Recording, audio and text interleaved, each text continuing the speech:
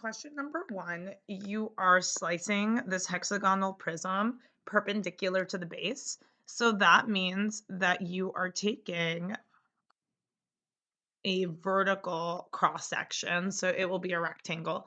If it was parallel to the base, it would be this way and then it would be a hexagon. But since it's perpendicular to the base, it is going to be a rectangle. In number 2, you are taking a rectangle and rotating it. So it's going to become a cylinder, not a rectangular prism. And let's rotate around the longer side. So it doesn't matter how you draw your picture, but the longer side is 6 and the smaller side is 5. So I'm rotating around the longer side. So I'm going to start to see it come over here and this part is going to get more curved. So I see it's going to have a height of 6 and it's going to have a radius of 5. And that's number 3 right over here. For number 3, we have a pyramid and it tells us the density and the base area. So I'm going to need my volume formula. So my volume formula for a pyramid is 1/3 capital B times H. Capital B is the area of the base, which they already provide you in the question. So you don't even have to calculate it. It just is 36 centimeters squared. And the height is 10. So we can just plug that in. So we have 36 times 10 is 360. So we just need to do 360 divided by 3. And you can probably do that in your head, some of you guys. And that is 120. So the volume is 120 centimeters cubed. So now they give us the density, and we know that density is equal to mass over volume, and we need to find the mass. So the density is 2.7 grams per cubic centimeters. Great, I'm seeing 2.7 grams per cubic centimeter. Good, I'm seeing centimeters. So that means that I'm not going to have to do a conversion, which is great because I don't want to do a conversion. Equals to mass over volume. We just calculated the volume. The centimeters units cancel out, and we're left with grams, which is what our mass should be in, so we're good to go. So our mass is equal to, if we cross multiply, we can see how many grams. So I'm doing 2.7 times 120. Let me do that on my calculator. 2.7 times 120, and that is 324. So the mass is 324 grams. In the fourth one, we're given the slant height, not the actual height. So you need to find the actual height using the Pythagorean theorem or using trig. So I'm going to use the Pythagorean theorem. So 2.5 squared plus b squared equals to 6.5 squared. So I got to do 2.5 squared and 6.5 squared. Let me clear this out. Let me put parentheses so I don't make a mistake. 2.5 squared is just 2.5 times 2.5. So that's 6.25. And then I need 6.5 squared.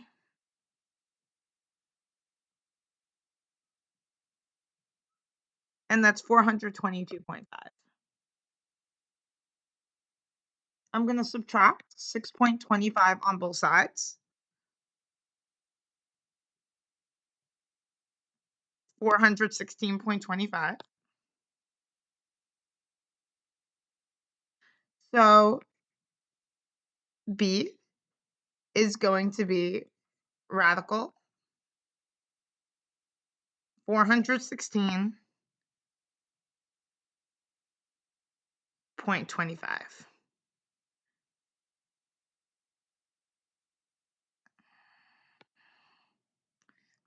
Oh, that's not what I wanted to do here. And that's about 20.022.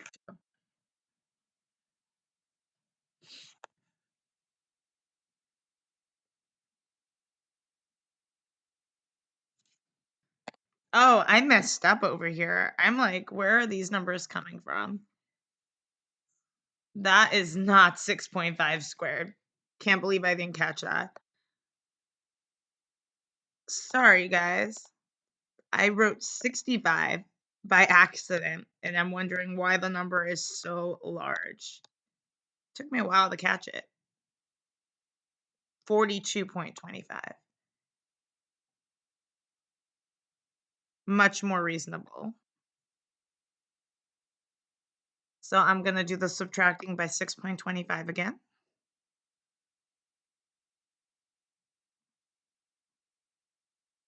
36 there. I'm like, what is going on here?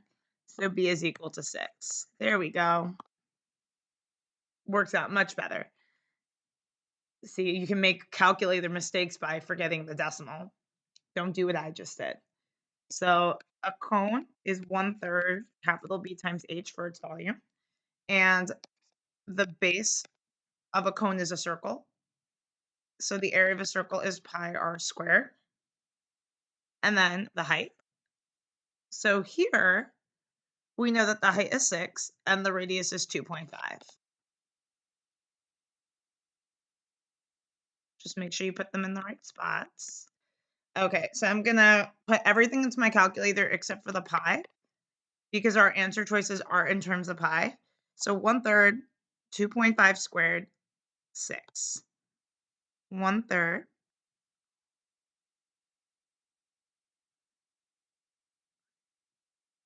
2.5 squared, and then 6.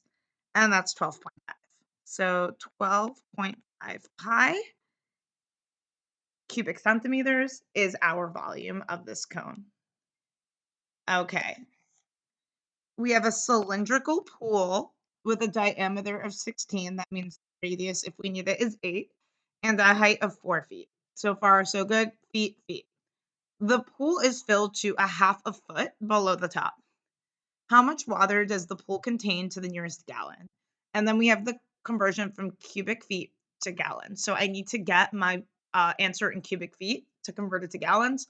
So I actually need to find the volume for it to be in cubic feet. So a cylinder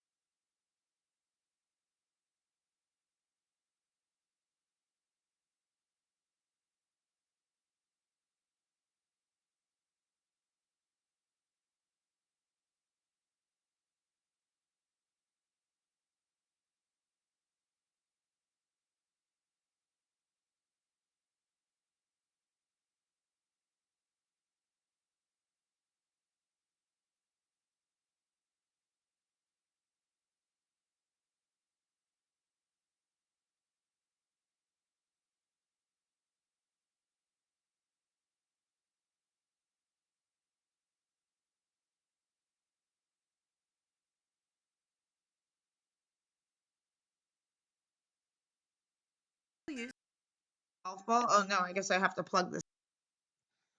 The material used to make the golf ball weighs 0.6523 ounces per cubic inch.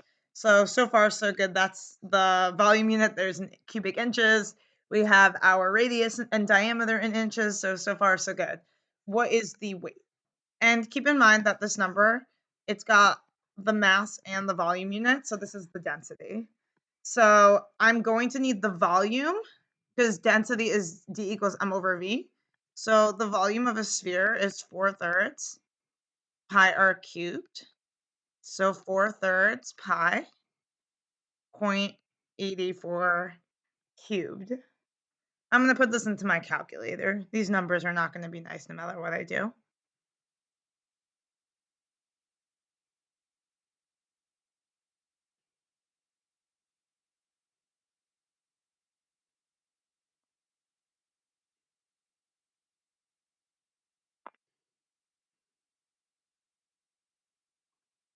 That's about 2.482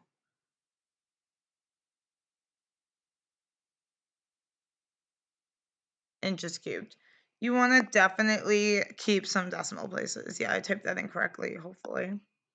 Okay, that's the thing I do wrong all the time. I type the things in incorrectly. So we have density equals to mass over volume. So density is 0.6523 ounces per cubic inch. We're looking for the mass. And we just found that the volume is 2.482 cubic inches. So the cubic inches cancel out, and we're going to be left with our mass in ounces, which is what we want. But we have to figure out how many ounces. So we can cross multiply. So I'm going to multiply this number by the density by 0.6523. So answer times 0.6523. And that's about 1.6194. 1.6194. So that rounds to about 1.62 to the nearest hundredth of an ounce. Over here, we need to find the volume of the solid that has a hole in it. So first I'm going to find the volume of the entire cylinder. And that's going to be pi r squared height because the area of the base is pi r squared because it's a circular base. So the radius of the entire cylinder.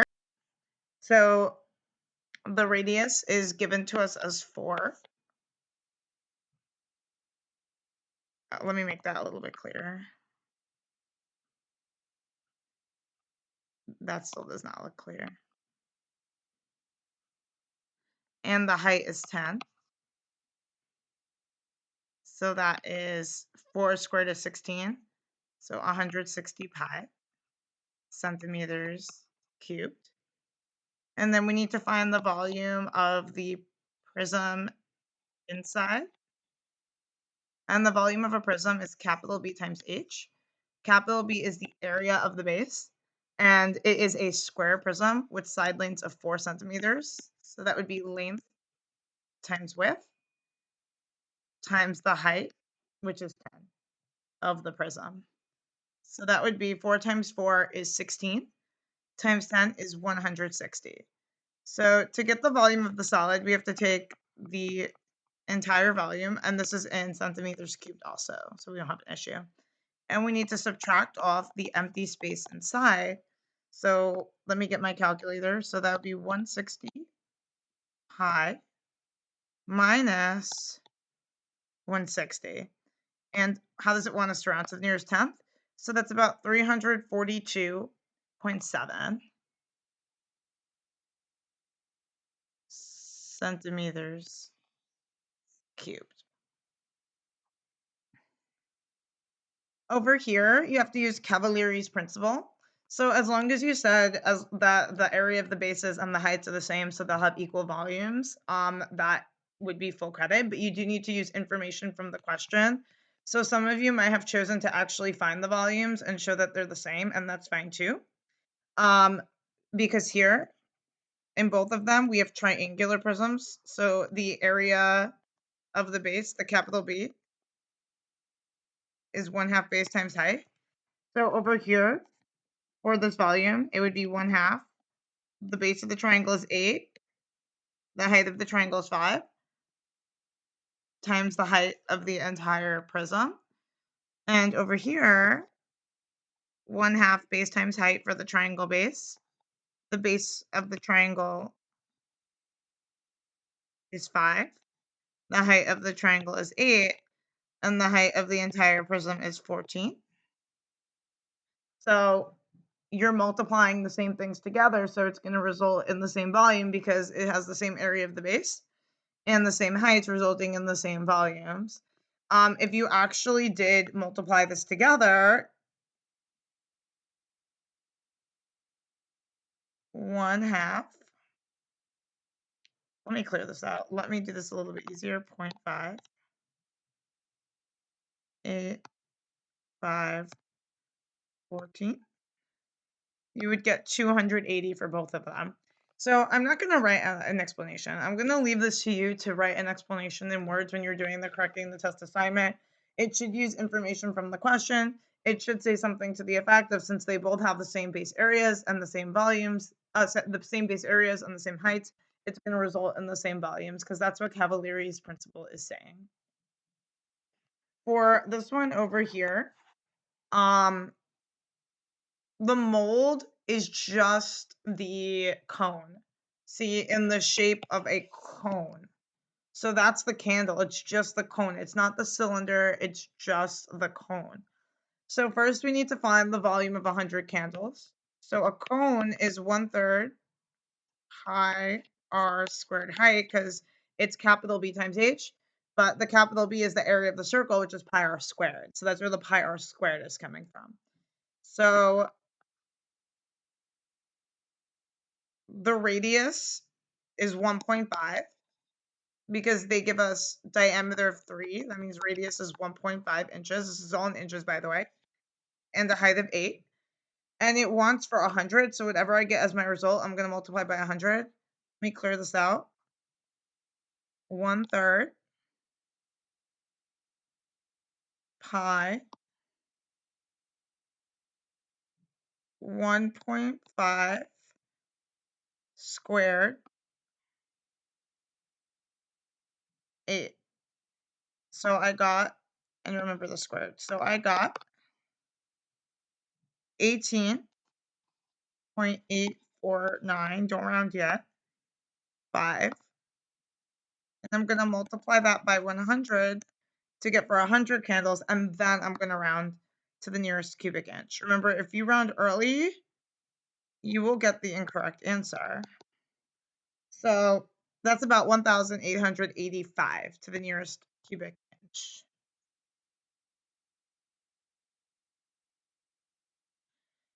Walter goes to the hobby store to buy wax for the candles. The wax costs 10 cents per ounce.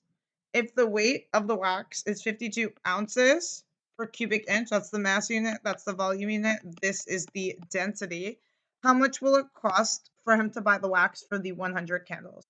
This volume is already for the 100 candles. You already multiplied by 100. This is already for 100 candles. So please just keep that in mind. So the density is 0.52 ounces per cubic inches. We need the weight so we can figure out the cost. And the volume for these 100 candles we found in part 1. We already have it. These cancel out. So our mass will be in ounces, which is what we need it to be in, because the wax costs 10 cents per ounce. So 1885 times 0.52.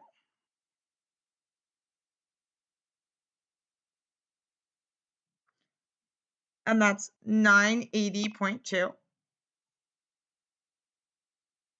Don't round early. Let me just make sure I typed it in right. 1885 times 0.52. Good. And then the wax costs 10 cents per ounce. So we need to multiply by 10 cents. This is money. This is a cost. So it doesn't say the round, but our answer needs to look like money. So $98.02.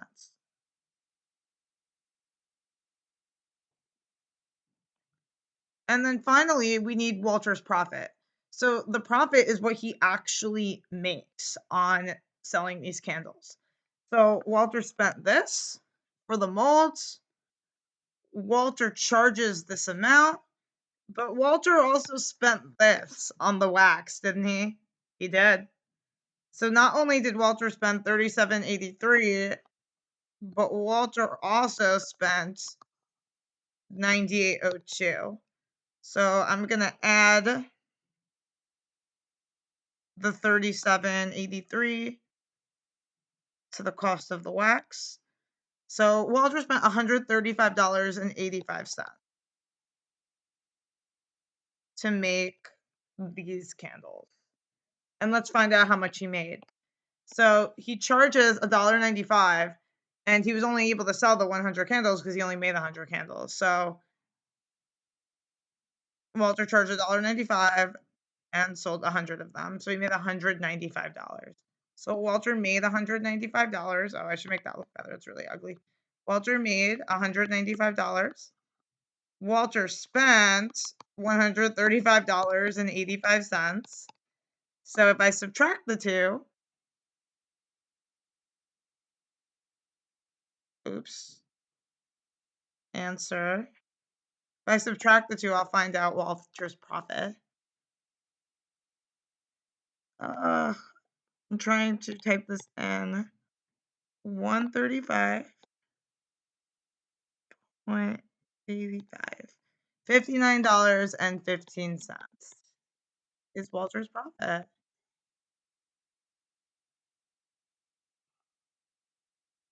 And